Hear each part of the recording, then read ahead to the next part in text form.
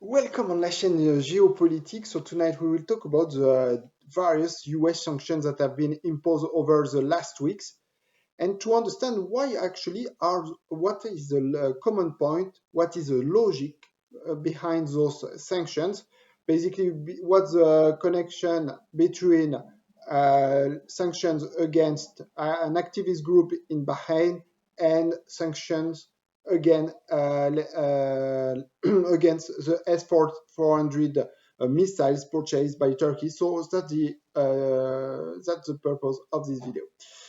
So as we over the last days, and the Trump administration has imposed a lot of sanctions. Nearly on a daily basis, we hear sanctions over different various entities. So for example, we have heard that a couple of Chinese companies have been imposed sanctions, like SMIC, the main producer of a microprocessor of chips. Then the SZDGI was imposed sanction, which is the main drone producer in China, in the Popular Republic of China. We heard also sanctions against Turkey for the purchase of S-400 missiles. So why suddenly the US government want to impose those sanctions?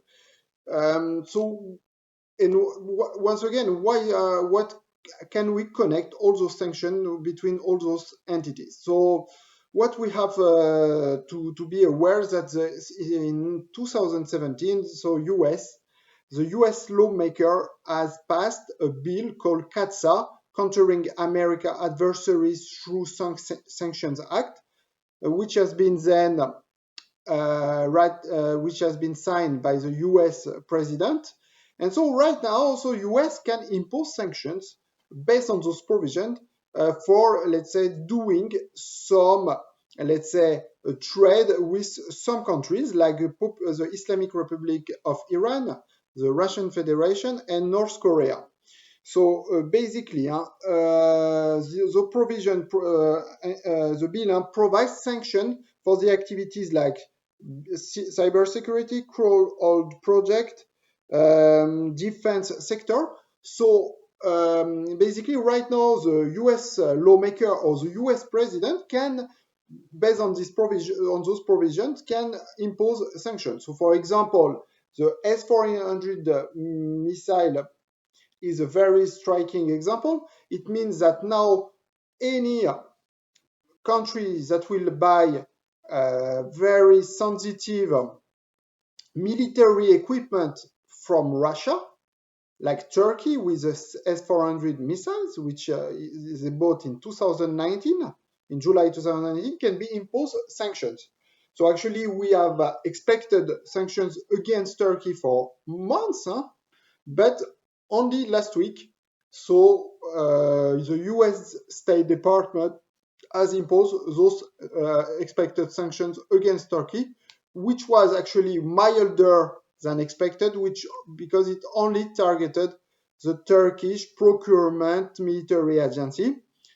Still, it's important sanctions because it means that US will not now export military equipment to Turkey, and it can also deter, let's say, European companies from, let's say, from selling, let's say, equipment to Turkey, and due to possible US retaliation against those companies. So it will have an impact. But probably Turkey will use much more Russian equipment or much more domestic produced locally made equipment. So now all those sanctions are under Qatar, and that's why also we can expect not only Turkey, we can expect that other country who buy those S-400 missiles will be threatened by US sanctions, like India. Maybe next month, we expect that India could be also sanctions could be imposed towards India that also purchased actually those S-400 missiles. A country like Saudi Arabia also bought those S-400 missiles. So also sanctions can be imposed towards Saudi Arabia. So as we said, Russia,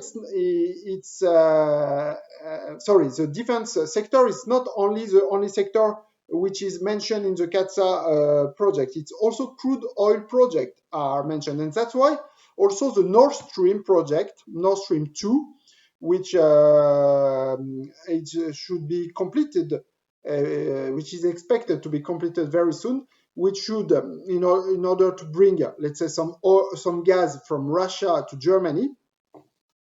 But US use also CATSA provisions, let's say, to impose sanctions against companies that help this project, like the Austrian company OMV or the French company Engie.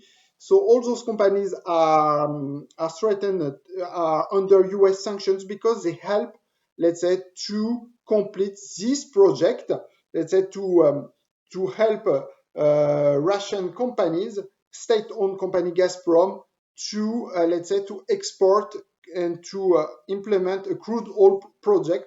So actually the CATSA provision also applies for the Nord Stream 2, and that's why it's very hard to actually to complete this project, because some companies have decided to cease their activities due to the US sanctions, and so the project should have been completed since years now, but it has not been because due to the pressures from the United States towards the companies not to complete this project, plus also pressures, let's say, from US towards the German authorities to stop this project, and that's why this project is still uncompleted due to the CATSA sanctions.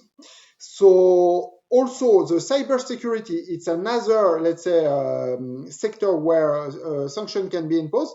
And as you probably heard, there were some cyber attacks over towards the US agencies over the last months. So right now we can expect also that those CATSA provision will be used towards Russia, which is suspected to have led this cyber attack. So we can naturally now expect some sanctions towards Russia based on cyber security provisions from CATSA. So Russia is only one of those countries mentioned in those CATSA provision. Another country which is targeted in this law is Islamic Republic of Iran. And so every company now who sell, let's say, product, some let's say strategic product to Iran, or buy from Iran, will be under those sanctions. So, for example, this week, an Emirati and Chinese company who have bought some petrochemical products from Iran have been imposed some sanctions. But also the State Department this week imposed sanctions towards Saraya al-Mukhtar, which is an activist group in Bahrain, which is a political group but close to Islamic Republic of Iran. And that's for this reason, based on CATSA provisions, that State Department is regarded now Saraya al-Mukhtar as a terrorist organization, accusing of being supported by the Islamic Republic of Iran. But there is still something that is, let's say, something missing in the CATSA provision. It's the fact that the Popular Republic of China is not targeted in those provisions. So it means that if sanctions need to be imposed toward Chinese companies, we cannot use, the lawmakers or the US president cannot use this law, but has to pass executive order.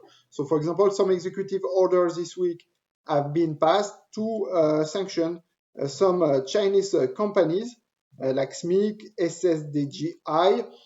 But we can expect also that with the next administration, that China could be part of this CATSA provision, like that.